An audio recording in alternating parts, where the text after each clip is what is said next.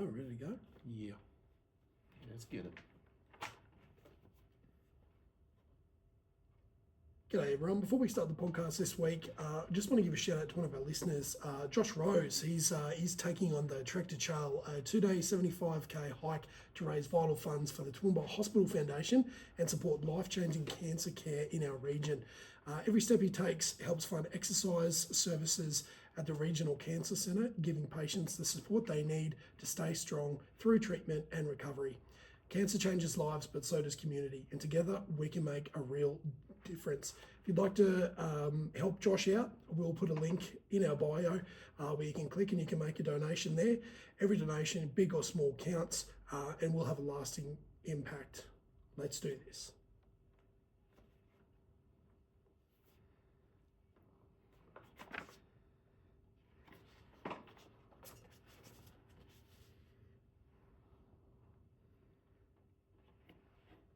G'day everyone, and welcome to another edition of the Preferred Lives podcast with a home of good golf and better chat. My name's Nick, I'm your host, and we've got a full house on deck tonight. We've got to my left, Mr. Sim Woo Lee. How you going? Good, mate. You on top of the world? I am, always. You're looking fresh, you're looking fit. Thanks. Yeah, I like that. To my longest part of my right side, Mr. Kingman. It's my most favourite part of your right side, the longest part. Hey mate, how you going? I'm good. Yeah, I'm good. How's your week been, all right? Yes, been pretty good. You going all right? And the birthday boy to my immediate right, Mitchy Dunbar. Happy birthday, bros. Thank you, mate. How did you go? Yeah, it was good. It was pretty quiet. Got breakfast cooked for me, which was nice. Went and did Rory swimming, and then we moseyed on out to Rudd's pub for lunch, which was good. Oh, it's a nice drive out there to Nobby. It was good. Yeah, it was really good. So Mum come up, stayed the night on Monday night, which was a nice surprise. Jacinta organised that. Oh, and yeah, it was good. And then after Rory was picked up from school on Monday afternoon, he goes, "Righto, Mum, let's go to Daddy's party." So they had to go and put up party decorations and stuff for me on Tuesday morning. Shout out. How good. Yeah. No, it was really good. Glad you had a good day, mate. Yeah, it was good. Thank you. Playing a bit of golf on the weekend to celebrate? Hopefully, if the rain stays away, it's supposed to be very, very wet. So yeah, on Friday, but Saturday, the clouds will part. It'll be like Moses in the Red Sea. It'll be fucking fantastic. I doubt that. I don't think so. Righto, you fucking pessimist. How's everyone's week been? Have we been playing a little bit of golf? Did we get out last weekend? Did we get out during the week? What's been happening? Yeah, I got a couple of rounds in, so I got out for the black marker. Took the Galvin. We've decided to nickname the DF3 to Galvin because he came in late and hard for the doggies to get a win on Saturday night, was it? Yeah. So that was fucking brilliant, actually. Yeah, so the Galvin more rugby league later on. Managed to break 30 putts, so I did put up a little post on the socials for 30.5 plus or minus. We went to 29, which was a nice little round. Blew that out the next day with 34, but managed to get out today before. Actually, I got how many holes did I say? 14 holes in before the heavens opened up and the river started flowing on the 5th hole. I putted 11 holes on the back 9. Which is where I started, and then had 7 more putts for the preceding 5 holes after that. So 18 putts in 14 holes, which might mean that the Galvin is a fucking winner. That sounds pretty hot. I saw it in the bag. I went out on Sunday with a friend of the show, Freemos, for a little hit after Mitchy reformed me and took me back from the brink of extinction. And I saw it in the bag there. I was like, oh, no, I'll wait until I'm playing with it. But I was eyeing it off, and I was like, fuck, let me just rip the head off and just have a little. No, don't do that. Simu, did you get a bit of a round in, mate? No, I didn't. I had a little hour and a half practice session on Sunday, but the domestic duties are pretty thick for me at the moment, being the middle of birthday season in our household. So it's pretty much a birthday in the family every weekend from here until PLP, I think so. Birthday season. It is. What happened 9 months ago? What was the celebration Who for knows? 3 or 4 years? It's multiple generations. It's not just my immediate. It's grandmother, mother-in-law. Genes. No, it's mother-in-law like, this fucking weekend. New Year's. Guess what we're doing? We's a fucking. So no, It'd be Christmas, wouldn't it? It'd be like Merry Christmas. Thanksgiving. Like that. Yeah. It's the warm summer nights. Yeah. Sticky. Yeah, good. Mitchy boy, have you been playing golf? You've been practicing golf or just been teaching golf? Been practicing and been teaching. I haven't had a game, but got Club Pro coming up next week down at Mudgee. So yeah, just putting the last few practice sessions in before heading down. So what's that, Tuesday? So hopefully get down for a practice round on Monday afternoon. How you travelling? I think I've found something. I don't know what, but it seems pretty good. Like I've been striking the ball well after putting those irons back in the bag. So the old Apex, they've been going. So gone in reverse, just out of habit or just a comfort thing? Well, I was when Brenton was talking me off the ledge, I had them down because I was going full real rebuild mode because I was about to pull out of Club Pro qualifying. And then, hit like 2 shots with the old ones with the slightly heavier and stiffer shaft. And just the turf interaction and the flight was completely different. And it was a feel that I haven't had in a while. And all of a sudden It's like a light bulb? Yeah, it was kind of, Ish. Kind of, yeah. What was that? Were you going to say something? No. But, You had different shafts in the new ones in the NB? So going back, whatever that was, 12 months ago, I went to slightly softer shafts, chasing a feel. I was feeling like I was struggling with getting the club, with it being too heavy. It felt like I had to get the club out in front of me and then swing hard left, and I was really struggling to hit a draw, which is my natural shape. So I went the softer shaft and immediately Trying to get that feel. Yeah, because I could get So the you club. can whip it through. Yeah, I could get the club a little bit more behind me and actually get the club into the position that I wanted, and it happened. Yeah, but okay. then my flight went up. I started hitting it way further, so all my distances went out, which was good, like at times. But like under the pump whenever that was at Brookie, it was really hard to. Just didn't have your comfortable swing. And I haven't been playing enough as well, Yeah. so going back to that stiffer shaft, heavier shaft, for whatever reason, it's just I don't know if it's a comfort thing. So Just old faithful. yeah, so we'll see. Must be hard, like having a problem with hitting it too far. That must be. I hate it when that happens. Yeah. It's horrible. Fuck, I hate that. Yeah, it happens. It's really relatable, actually. Anyway, it's a good chat. I like it. So you're back and you're going to win, do you reckon? What's your aiming for? You're going top 10, top 5? I think top 14 gets a start at the National Club Pro Final, which is down at the Heritage, which is in October. So if I can that's the snag goal? one of those spots, yeah.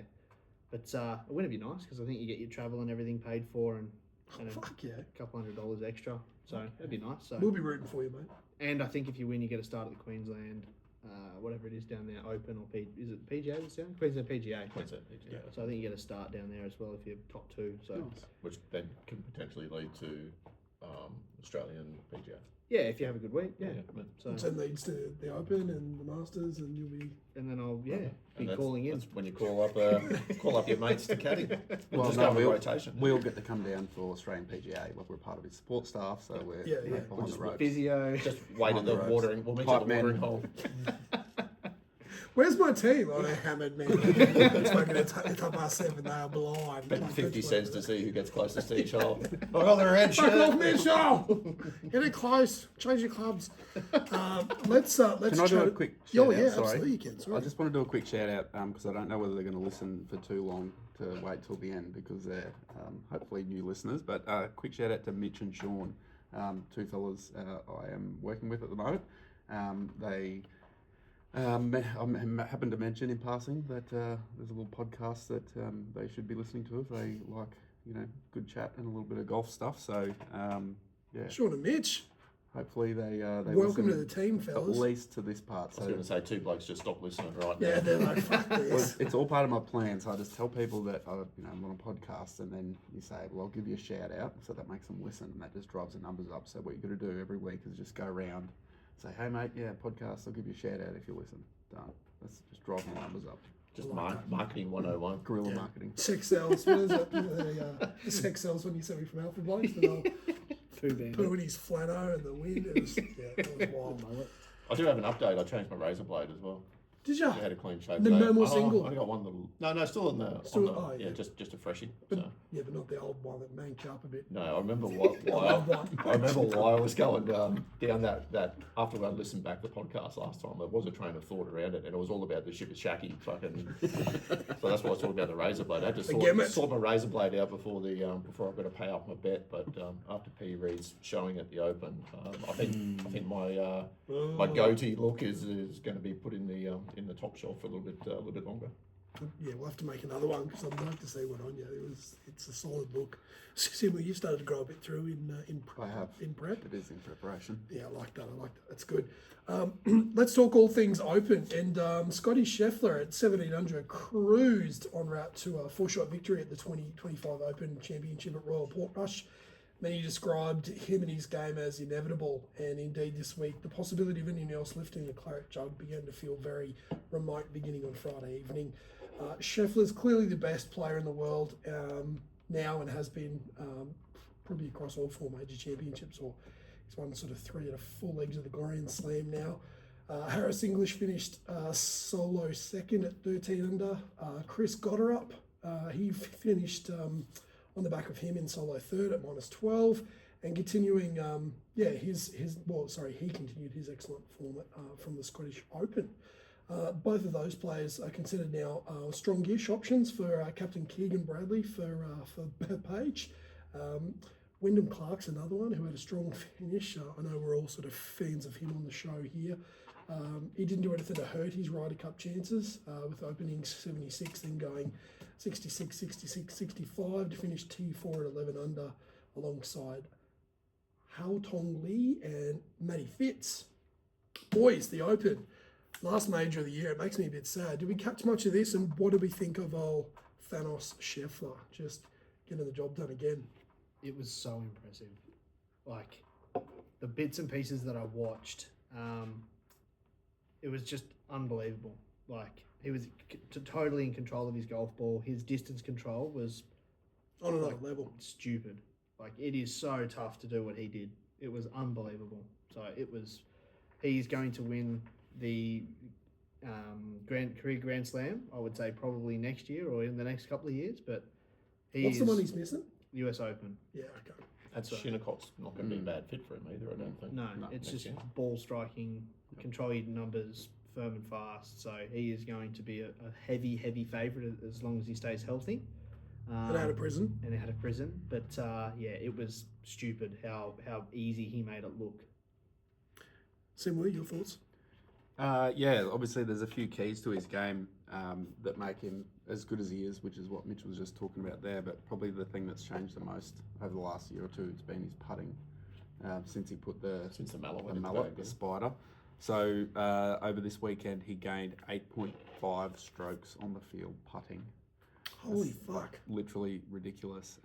He made 83% of his putts from 20 feet and in, and he only missed 1 putt from inside 5 feet out of 49.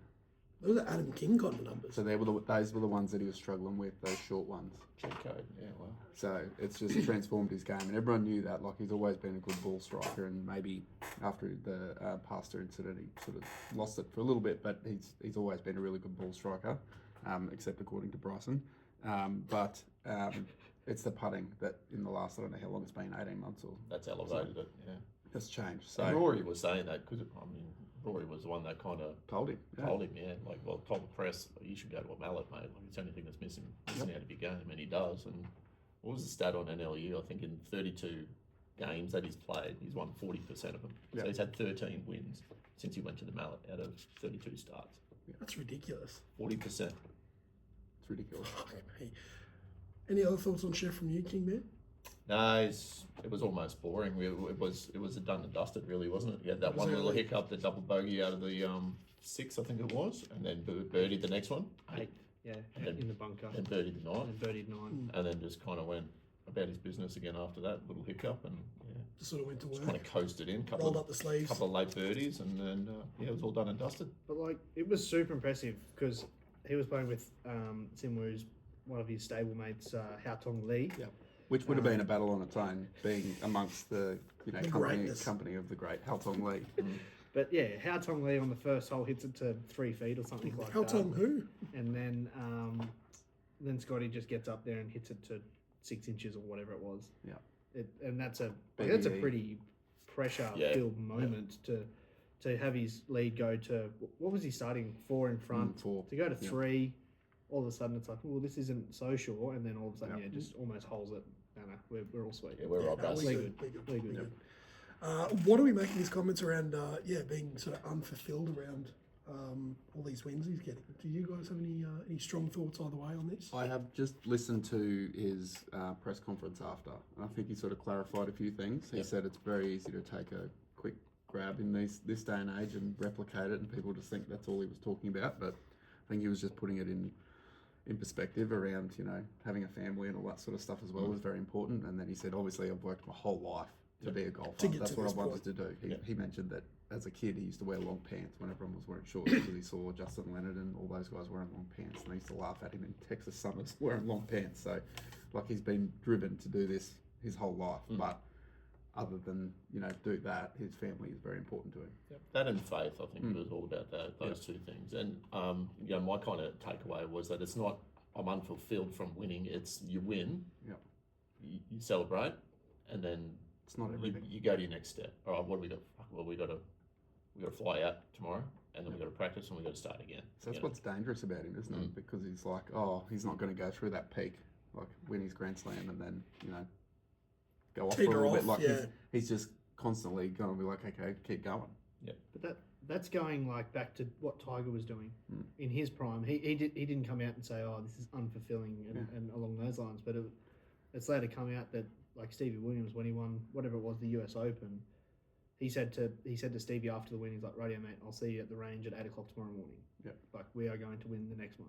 That's all it was. It was all about Job done. It wasn't family oriented, obviously, with Tiger, but back in those days, it was probably something else. But he was very much hand holding, very much focused on trying to beat Jack's 18 major record. That was all he was worried about. That was his driving force. He had the big picture in mind. Yeah, love that. Speaking of big pictures, Rory looked like he was going to do some things, and then just sort of very up and down for mine. I didn't catch a lot of him. Only sort of got the highlights. Well, what did we think of Rory? He sort of shot up for a bit and then teed it off, and then he was sort of hanging around, and it just needed that extra bit of kick at the end. But I think that sort of comes down to Scotty just being too good. Did you boys catch much of the Raw man? His driver wasn't awesome. no, He struggled with that. struggled with driver, and just wasn't consistent enough. Made too many bogeys. Made a heap of birdies. I'm not sure how many birdies he made. He must have 19. been in the top couple for the total. Got some stats about that. But it was birdie, then throwing a bogey or a soft bogey, and then you kind of back to square one. I watched a little bit of that first round. I think he was in the second round, whenever it was. Yeah, second round because he was in the earlier wave. But he birdied the first and the second, and then just made a real soft bogey on 3. Like just out of nowhere, missed his number, and then had to chip it with standing in the bunker, and he was out of it. And then it kind of was up and down. It wasn't that steady slow burn where you make 5 or 6 birdies through a round and that real steady Scotty just kind of golf. It was good. He just didn't have his best stuff, and There were a lot of other golfers that were good too. 100%. It's. I think we kind of get into the habit because we're big Rory fans of going, all right, who won it and how did Rory go? I mean, he didn't do bad, which is good, I think, especially coming off the post Masters kind of slump that he had. He had a good tournament last week at the Scottish, and I think everyone was kind of pumped and primed for him to do something awesome at home. Would have been a Storybook little win if he could have got that. But I don't think he disgraced himself. I think he played good golf. He ended up, he was rock solid. Was he, top 10? Yeah. Yes, top 10. A pretty decent field, it was a rock solid field throughout, and there were a lot of big names that didn't make the cut. So for him to still be a force come, in that even into that last round, you weren't really expecting him to, shoot 10 under and steal it from Scotty. But I think he held his own. I think he shot 3 or 4 under on the last day himself, didn't he? Yeah, whatever it was, 2 or 3, and then I think he finished at like 10 under for the tournament, and he was inside the top 10 by a couple. But which is awesome because, and the thing that I kind of took note of was just how, I don't know if appreciative is the correct word for it, but he was really soaking up the atmosphere of Royal Portrush being hometown, Hometown. kind of enjoying it. like in the final round. I watched him tee off, and once he teed off, he was like waving to the crowd, walking down the fairway. You never see Rory do that. Like, it's head down, Rory Bob, like, I'm going to go and shoot 5 or 6 under. He was still Rory Bob, but actually taking note of the crowd and, waving, thumbs up, a bit like Phil Mickelson when he was back on the PGA Tour. But, it was a different Rory this week for me. Did you get a little bit excited after Phil's first round? When Like, he here we chipped go, in you guys after, feel- when he chipped out in, of I the was a bit bunker, I was excited. like, holy fuck. But before we talk about the people that didn't do too well, I've got a few stats. I've been Been hoarding stats. hoarding stats every time I see them, like screenshots. I've got a few to go through. Probably just back on that whole Rory actually didn't play too bad. There was 6 players that shot under par every round. Scotty, obviously. Harris English, who came second. Haotong Lee, Rory McIlroy, and the Højgaard brothers, Rasmus and Nikolai Højgaard. So they're the only people. Obviously, Bryson shot the best 54 holes after his first round defecation, which we'll get to. And then most birdies. So Harry Hall, Scotty Scheffler, and Ricky Fowler all had 21 birdies. So there's really good areas from Rick. That's what we love to see. BDB. Great areas. Good areas. And we got Wyndham, Harris English, and Matty Fitz on 20. Rory, Haotong, Bryson, Hideki, and Rasmus on 19. So it's going to do really good wonders, good things for Rory, being tied there with someone of the ilk of Haotong Lee on most birdies there. And Bob Mack, JJ Spawn, and Jesper Svensson on 18. Spound, sorry. Mate. Sorry. So yeah, I thought that one was interesting with the birdies. So Scotty, same amount of birdies as a couple other guys, but he just doesn't make as many mistakes because he's, pretty consistent, I guess you'd call him. And then there was one other one, the final leaderboard of players who played all 16 rounds of all 4 majors this year. So this is probably like a roundup of how, Like a grand champion. how fucking good Scotty is. So there's only 10 or 12 of them. So Harmon, 17 over. Højgaard, doesn't say which Højgaard, but I'd say it would be Rasmus. He's played most of them, 14 over. Daniel Berger, 7. Burger. Thank you. Sam Burns, 6 over. Mav McNeely, 5 over. Aaron Rye, Tommy Two Gloves, 3 over. And Vic Hovland was 3 over as well. JJ Spown with a win, 1 over. Perfect. Tyrell Hatton, 1 under. Same with Matty Fitz. Harris English, 5 under. John Rahm, 6 under. Ooh. Xander Schauffele, 10 under. Rory McIlroy, as my son would say, 11 under with a W. And Scotty Scheffler, 32 under Holy with fuck. 2 wins. Pretty decent. They're, like, I don't really get around people comparing him to Tiger because it's just such a different story. But they are like Tiger numbers. You see the stats about Tiger. He was 25 under, and the next closest person was like over. Yeah. But that's like That's ridiculous. it's in that ilk. He's 21 shots or 22 shots. To the, Yeah. That's So yes, wild. he's good. another wild. I don't know if we can call it defecation because normally a defecation comes after you do something good, and he sort of started pretty shit. Bryson's first round, what do you have, a 78 it was, or a 76? 79. Yeah, it was Was it something. 78, 79? 7 over. Yeah, right. Yep. Whatever it was fucking awful. And then he comes back and plays 54 of the best. Simu, I want to go to you on this one. Do we call it a defecation because it was like, It's the reverse defecation. yeah, right. So it's gone back backwards. in. Yeah, pushed it back in. It's coming out. It was prairie dog. He prairie dogged in the first round. The old Poseidon's kiss. But I guess what it really works out is that Bryson still hasn't worked out how to play in the wind because that first round was windy, and then it was calm as. Well, it didn't really have the preparation either. True. He didn't play. He didn't play Scottish. He Well, hadn't played a links. They played Valderrama. Yep. El Spaniel, yeah. Yep. So they didn't get the feel. I suppose he kind of got his feel. He would have some practice rounds, no doubt. Sure. And the wind was up a little bit, It and a bit of was. rain as well, wasn't Yeah. it? So, but Yeah, he fair figured it enough. out. He did. played pretty well for the 54 holes after the reverse poo. Cut on the number, Yeah, was it? the Poseidon's kiss. Made the cut on the number and then finished in the top 10. Yeah. Pretty good effort. It's a pretty damn good effort. If he can figure it out in 4 rounds.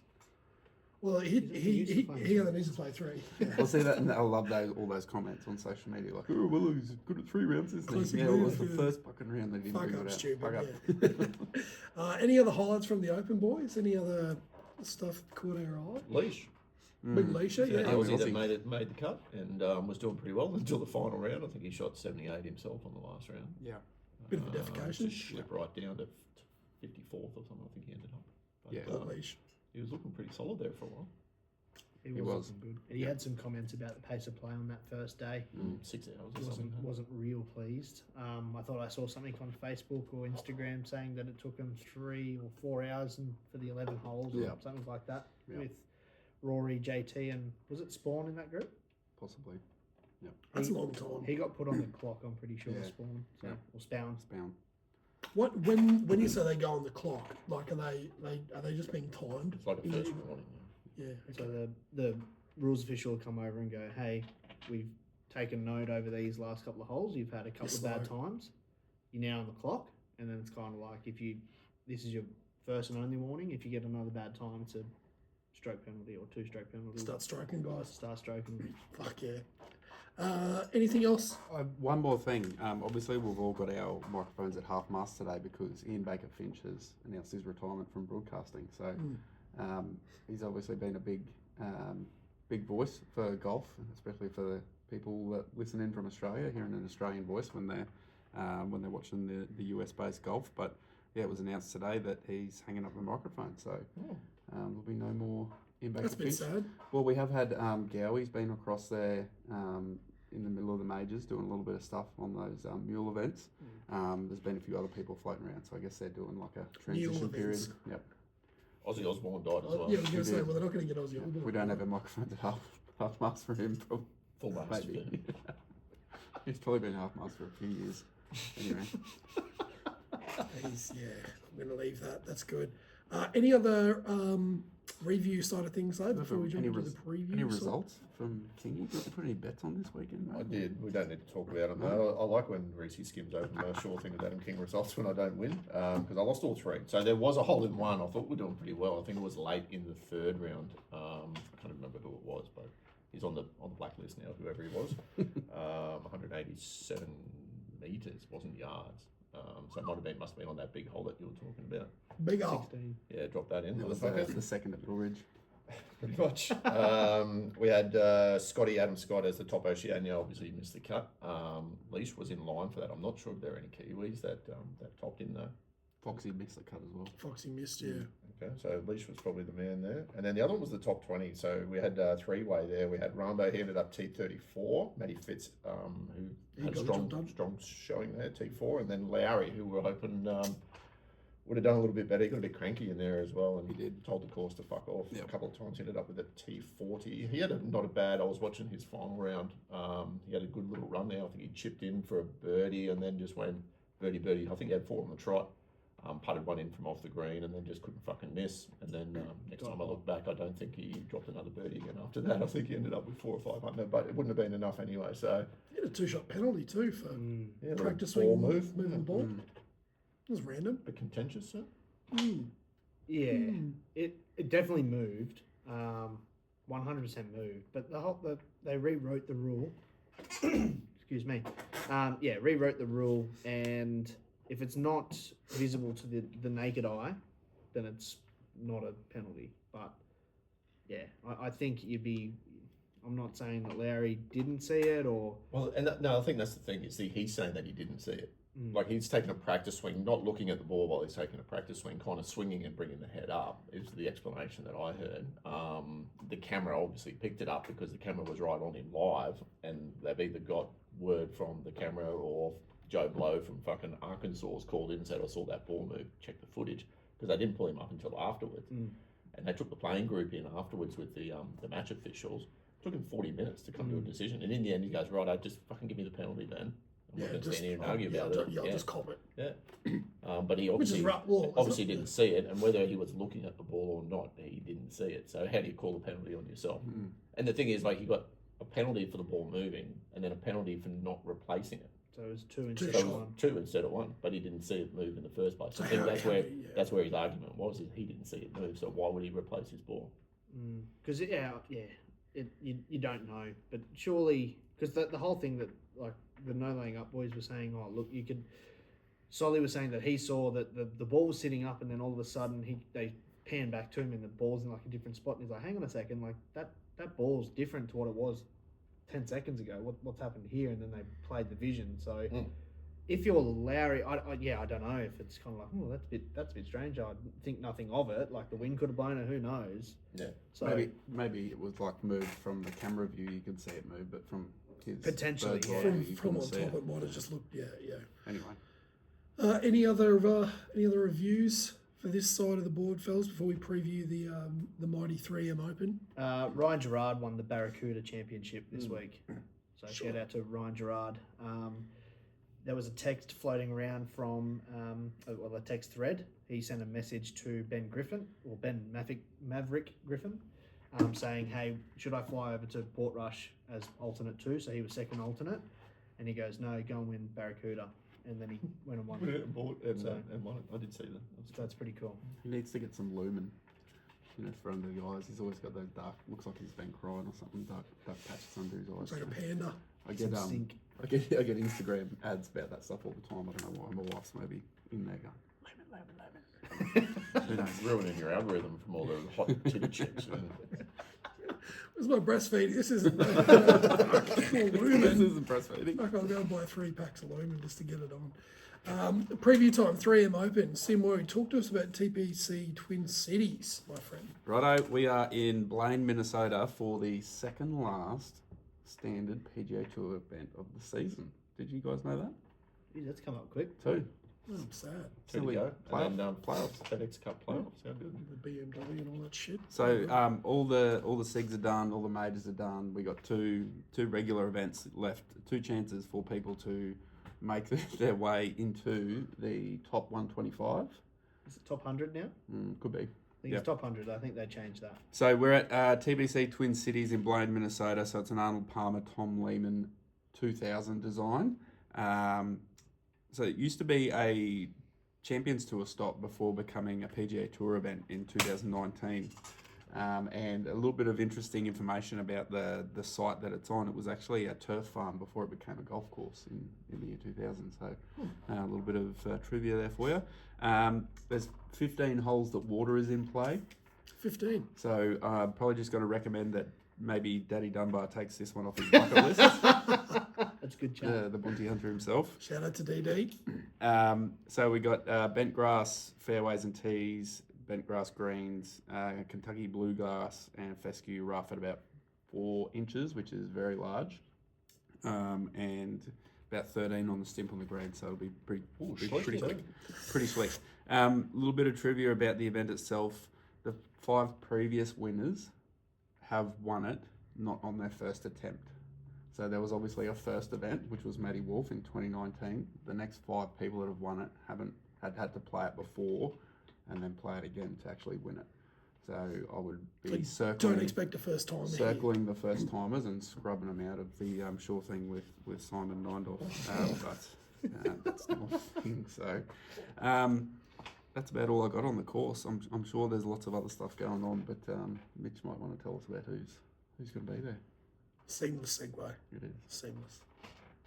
I can tell you about the Aussies. I think Kingy's going to bring up the rear with the best of the rest. Got top Oceania. So this is going to include a name that I've never seen before. So I'm guessing he must be potentially a Kiwi. Is it Aaron Badley? No. Adam. John Cena. So we got Adam Scott, Cam Davis, Carl Phillips, Harrison Endicott, Aaron Badley, and Thomas Campbell. Never heard of him. Oh, TC. TC. So Are you kidding? Thomas. He throws a mean Rizzo, that bloke.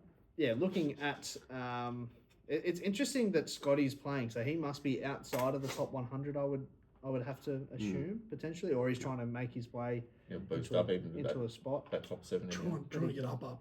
that he can get his way up to the pointy end. A couple of mules potentially. So you got Harrison Endicott, Aaron Badley, and then Thomas Campbell. So Carl Phillips might be strong showing. Hopefully he's found something. Did he play last year? No, he would have still been on the scratch Corn him. Ferry. Scratch him. Didn't say he was going to win. just a nice showing would be nice. But yeah, so that's our top Oceania. Adam Scott's 85th in the FedEx Cup. So he must be trying to salute his. Aaron Badley's 188th, so that's why he's playing this weekend. He's just trying to get that. That's just got- funny because that's how many kids he's got too. He's got 15 lots of school fees he's got to pay for. So yeah. Carl Phillips is actually 81st, so he's inside the line, Koala. which is good. Well, the line's top 70, so Is we're it? only taking Oh, top okay. 70 Yeah, into 70. the FedEx Cup playoffs. So, Right. Might have been 70. That's He's not then. Scratch that. They're both out. well, but that's why they're there, obviously, to try and get some points up. So top 70 in the standings over the next two tournaments qualify for the FedEx Cup playoffs. Only 4 of the top 30 in the world rankings are playing this week, though. So we've got Mad McNeely, Sam Burns, Sung J Im, and the bloke picking himself having another go. The locker kicker. Old JV, Jonathan Vagos, so he's the defending champ, he's returning.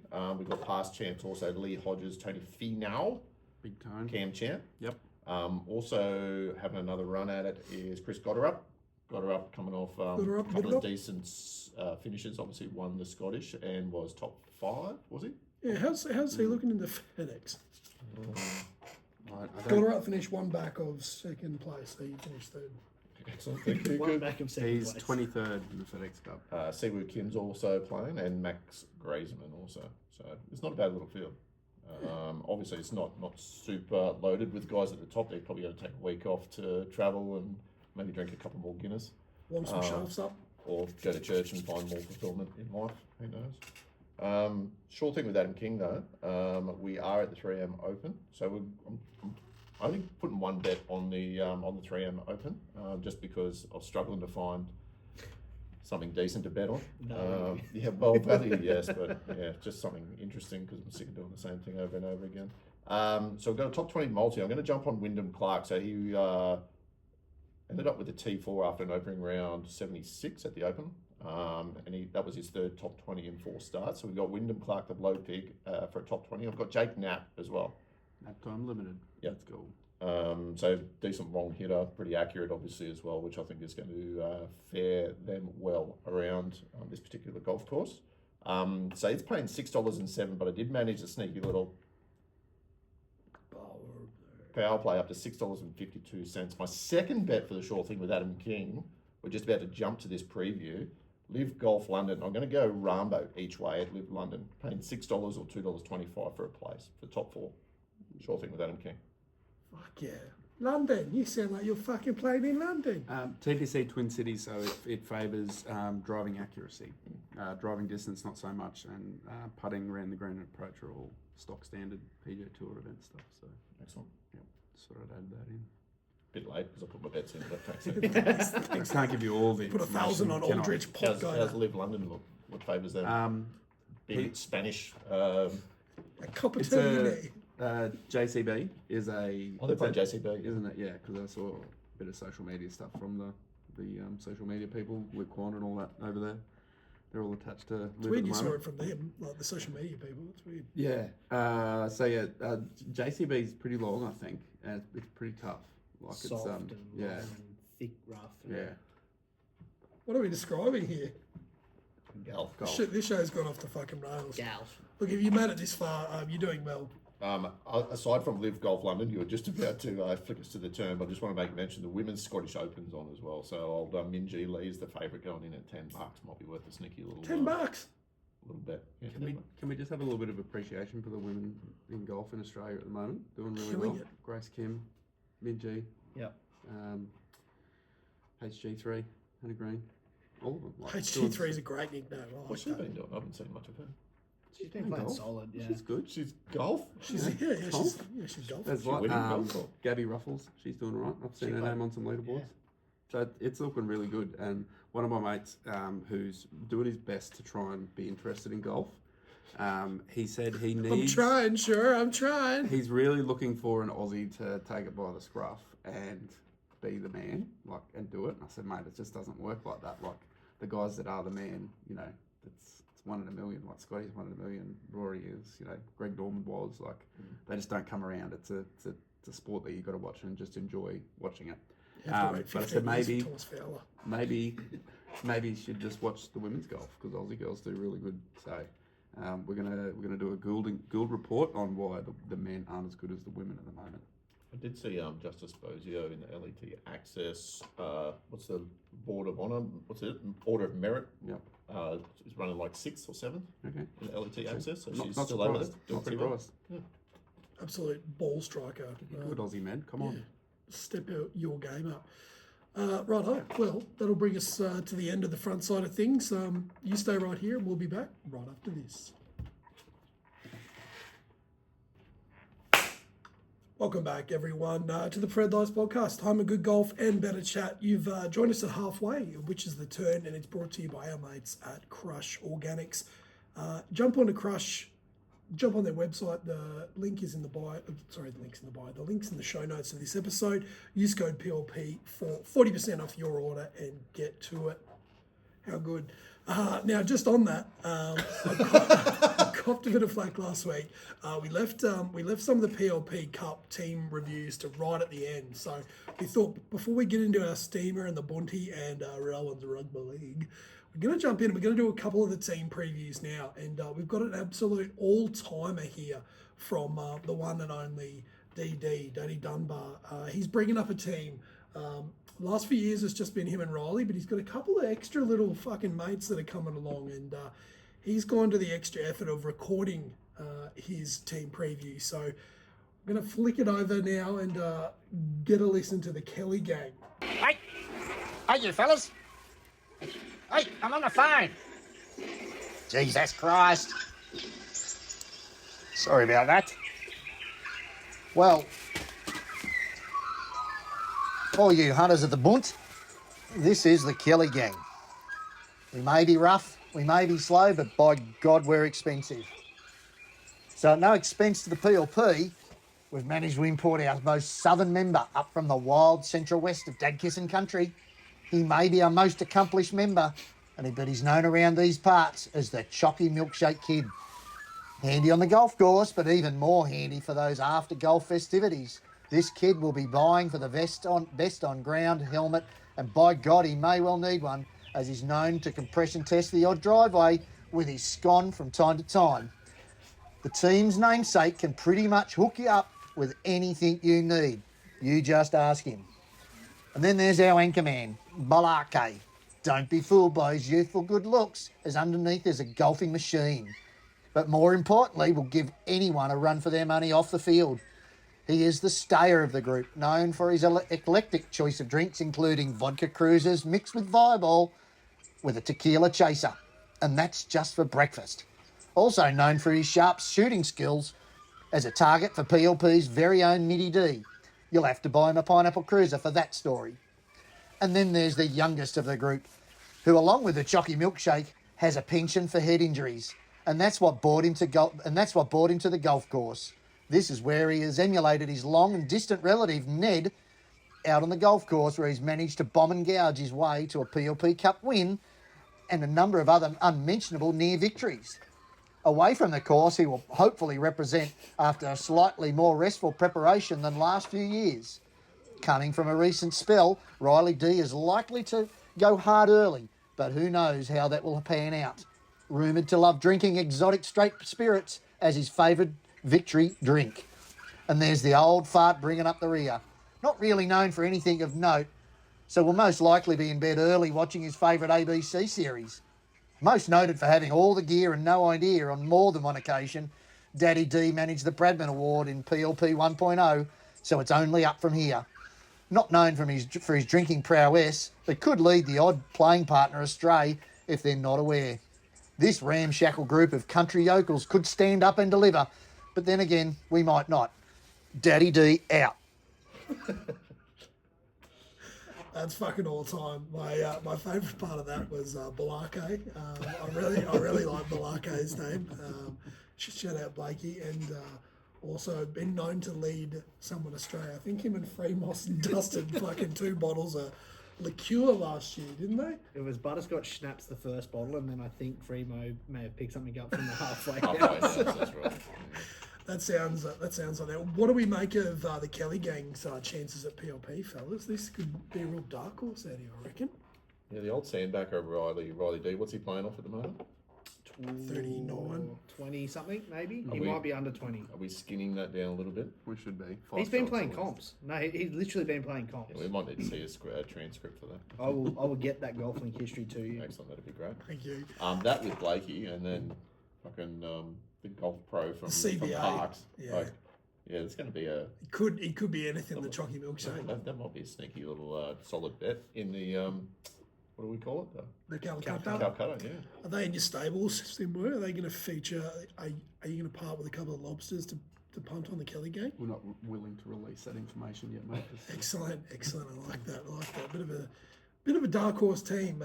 So big thank you to Daddy D for that was pretty seamless production too. That was good. It was produced. Bit of magpies in the background. That was good. A few fucking. Was that just out the few backyard? six Was it? shooters. No, I think he's actually Dub that over the Yeah, top. He probably employed Riley to clip that up for him. I'm assuming. Yeah, it was good, really good. Yeah, Too much time in his hands. Yeah, no, I'm a big fan, and I'll tell you what, they're in my stable anyway. I might throw some cash on them if they're going cheap. Now, defending champions, the Angry Birdies. Simwa, you've got a preview from the Angry Birdies. You want to take it away, mate? I do. Ladies and gentlemen, prepare yourselves for the unrelenting force of fairway fury, the reigning, defending, and ever ferocious PLP Cup champions, the Angry Birdies. Last year, these titans of the tee stormed to victory with the dynamic duo of their playing wives leading the charge. This year, they're back, bolder, brasher, and ready to launch a full-scale assault on the greens. With 2 new recruits replacing the ladies, Without the wives. this squad is primed to defend their title with swagger, skill, and a whole lot of attitude. Let's meet the flock that's ready to soar. We have Ian, aka Pookie, the returning champion and aspiring mayor of Buda. This Buda Golf Club legend swings off a slick 10 handicap. A mining maestro supporting big cats, Ian's as sharp on the course as he is in a spicy political debate. Don't let his 8 p.m. bedtime fool you. His game is wide awake, and his sparkling water-filled focus makes him a friend to all and a foe to none, unless you're on an opposing team. Pookie. Pookie. Welcome, Pookie. Marty, another returning champion. Marty's been battling a 3-month golf amnesia, but don't be fooled. This Gumbaji golf club warrior is one swing away from rediscovering his mid-20s handicap magic. Fueled by beer, scotch, or rum, expect Marty to pepper the weekend with his signature cry of "for fuck's sake" as he carves up the course with grit and gutso. Lorne, stepping in as wife replacement number 1. Hopefully that's just on the course. I hope so. This Bundaberg baddie chaser brings raw energy from the social tees of Bundaberg North Golf Club. A Brisbane Broncos diehard and rum enthusiast, Lorne's squash game might outshine his golf, but his competitive spirit holds its own on the fairways. Beer in hand, he's ready to make the greens his playground. Then we have Greg, aka Snorky, who is wife replacement number 2. Snorky and Pookie. And the heart of the Angry Birdies swagger. Snorky's a hacking social golfer who lives for the 19th hole. His game might peak when the beers start flowing, but this cheap drunk's charisma is unmatched. Point him towards Mount Cootha and he'll flip you the bird with a grin. Together, the Angry Birdies are a force of nature, unapologetic, unstoppable, and ready to defend their PLP Cup crown with every drive, putt, and profanity-laced celebration. Watch out, opponents. These birdies are angry and they're coming for you. That's a pretty solid review from Marty from Gimbunchy there. That's an absolute ball terror. My personal favourite thing they've done is they've traded in the wives. They had that good of a time. They thought, you know what? Let's not ruin this by bringing females. let's get some boys and have some fun. Now these guys, they did win last year, but I'm not going to say it was because of the wives. Not going to say it wasn't, but the wives may have played a part. That's a big mix-up. Like 50% of the team shuffle around. Half of it gone.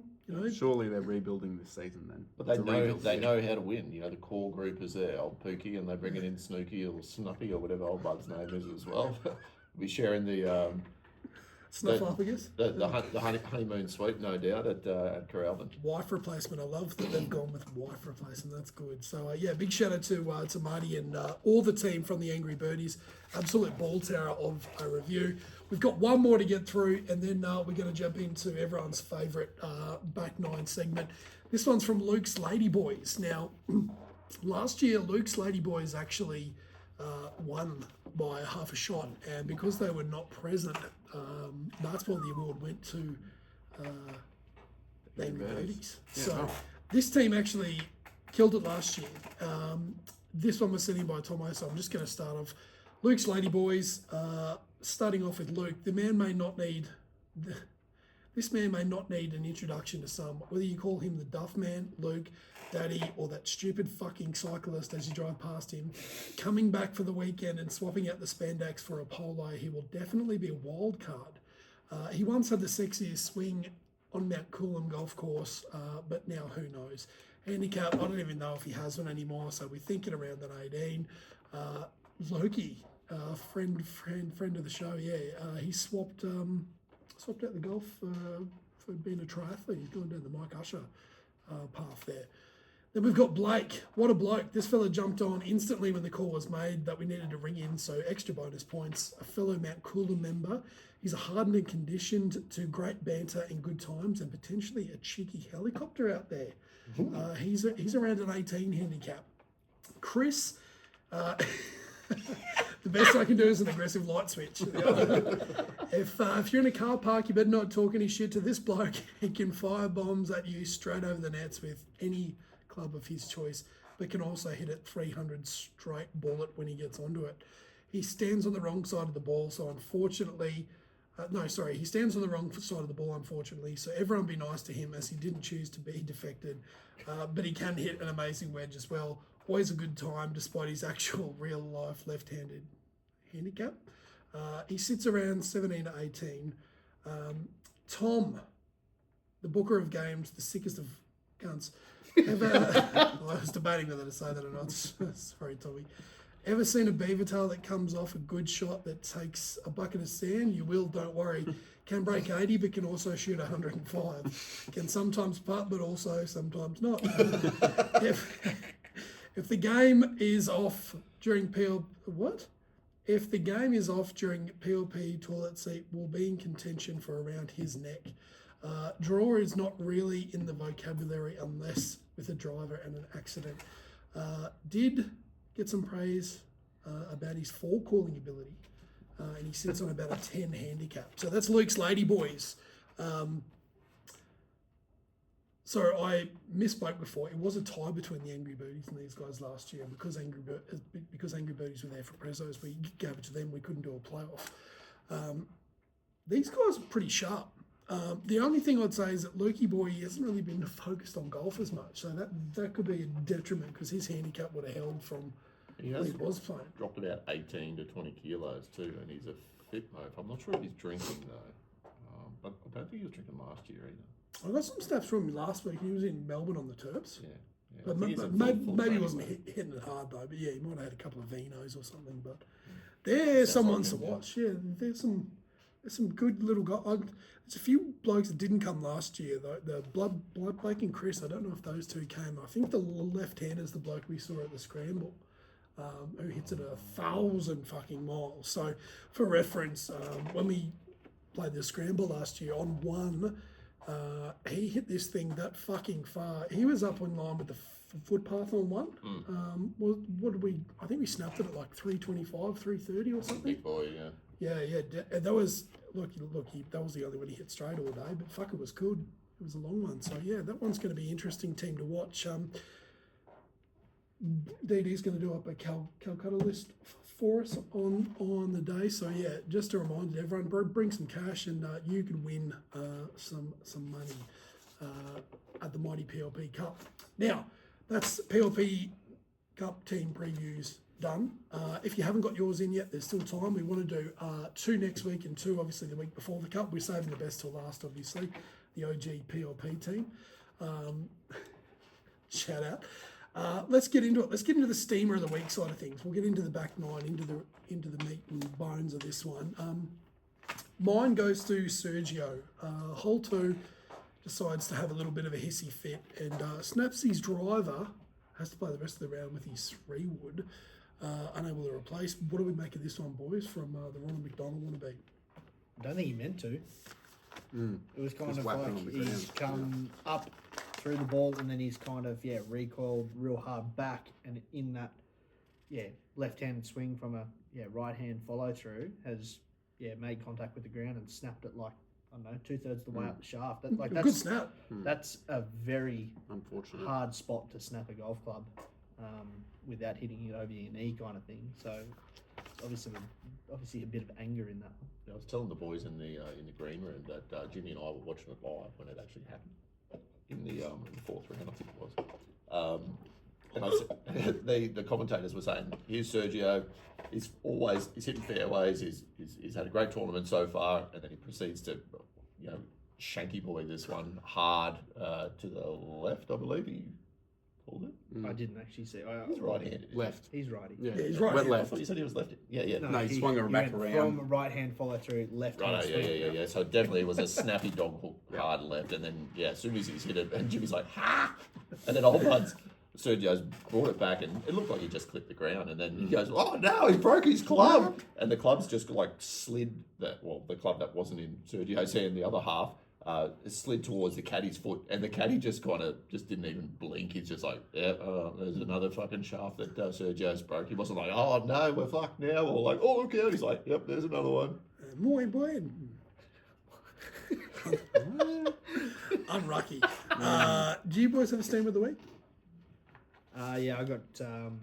So there was a name that Simo missed out on the leaderboard for the people who made all 4 cuts this year.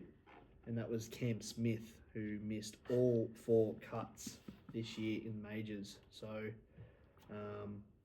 not his best stuff this year. No.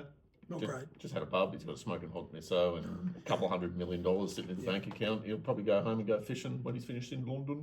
Yeah, that explains this last maybe 2, but the first 2 kind of. Well, he's baby making, mate.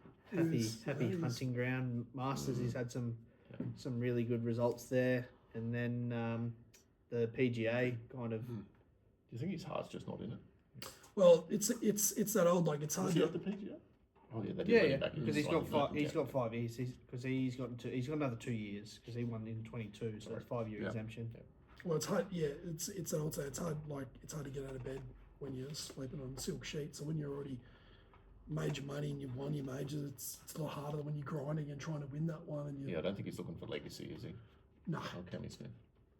If He's got he the is, drive. he's- Shame. yeah. It's a shame Well, it's a because shame. He's a talented kid. it's kind of a fall from grace because he was world number 2 when he won the Open in 22. So that's He defected straight after that. Though, he didn't did, yeah. Yeah, there was rumours that he just wanted to get the Open out of the way and then he was going to go because he, Bit disappointing. Well, even in the in his final press conference, they were asking him about it. Like when he'd won the Open. It's like, Yeah, that's, now that's you not can for have me. that. That's for my team to worry about. I'm gonna go drink some Forex Gold out of the claret jug. I think the yeah, quote was. Foster's. I think the quote was, "I've just won the British Open, and you're asked that's not good," or something. He's like just tripped himself up. Yeah, he's already had like 9 schooners at that point. Simo, do you have a steamer for us, mate? No, I don't, mate. Nothing for us, King Man. I do have a steamer, and I was going to throw this at the front, just one of those kind of general chat things. But this one actually works pretty well because it happened in the sauna. So a steamer from the sauna. So I was in the sauna, I had a little swim on Tuesday, got back in the pool, which was good. And I like to have a little sauna afterwards. So I jumped in the sauna there at Millen Bay with some of Toowoomba's finest, as you can imagine. And there were a bunch of lads there. There were 3 or 4 lads, and youngish fellas, brought the average age from usually it's around 75. Average. Down to about 23. So a couple of lads in there, and I was talking about some special little mushrooms that they had been chewing on that they pulled out of Queen's Park. So it's my first steamer of the week is don't eat random fucking mushrooms out of Queen's Park in Toowoomba, you fucking clown. So yeah, he had a bit of a bad trip, the poor fella. But then they went on to say, I thought those mushrooms only grew in cow poo. And I'm like, oh, there was some cow poo in the fucking Queen's Park apparently. And they're like, let's go and find it. So yeah, they were pretty keen to go and find some more mushrooms. So don't eat random mushrooms, please. Don't eat random ones. If you want some good ones, Jimmy a no, actually, don't do that either. On mushrooms, Rory is already just traumatized because of that whole mushroom killer bloody. It's all over the news. So it's not like, Rory McIlroy. no. So my boy right. Rory, sorry. Oh. Yeah. Yeah. So like there was You trying to mushrooms kill in me, the there's mushrooms in the bottom of the fridge or whatever it was. I'm gonna have some mushrooms at breakfast. And he's like, no, Daddy, you can't have those. That lady killed them. He's picked up on that. Yeah. He's never eating mushrooms. No, He's never. Scarred. Yeah, there's no chance. I don't mind a bit of fungus. Yeah, I love it. Yeah, love a bit of mushroom. Cool. Cool.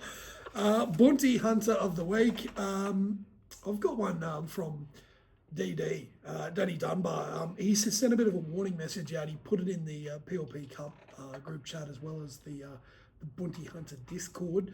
But he was really good for everyone who is going to go down. He's gone and he's sacrificed at least 12 pills 12 balls into the Bounty to help sort of prepare himself and us in the course for the arrival of all the PLP patrons. So a big thank you to making the sacrifice to the Bounty gods.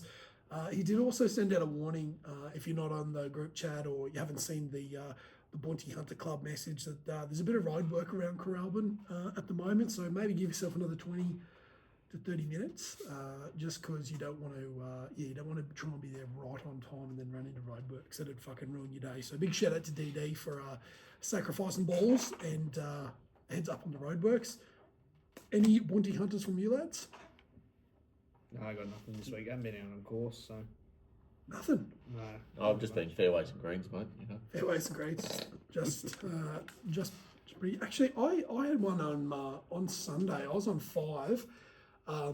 Drove one into hit one dead straight. I planned on fucking cutting the thing because that's what it's been doing all day. Went dead straight. How good. Punched one up to about where that 150 marker is, but unfortunately was on the wrong side of the fairway, and it was sort of in between the 8th green and I was maybe 140 out with a back flag in the Bounty a little bit. And I said to Kane, I was playing with him, I said, mate, I'm just going to have to punch one here. I'm just going to aim in between these two trees here. I'm just going to punch one. I'm just going to see how it goes. And we stood there as we were drinking our Irish coffees, and he looked at it, he goes, no, I reckon you can hit it over that one. And I was like, you reckon? He goes, yeah, fuck it. Let's just have, we're already 2 Irish coffees deep at this point, top of 7 in the morning. I said, yeah, fucking righto. So I grabbed the 8-iron out and fucking smoked this thing and hit it to about 3 feet and nailed the tap in for par. Yeah, it was pretty fucking cool. So yeah, big shout out to my Bounty Hunter caddy Kane for bringing the concoctions along. Bit of Irish courage. Yeah, 7:30 on a Sunday morning. How good. It was definitely only me and Kane that were into them though. There was no one else that partook.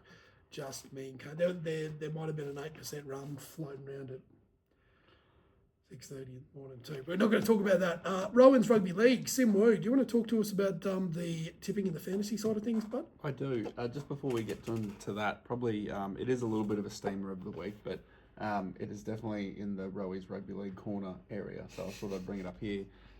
Rugby League 26 has just been released.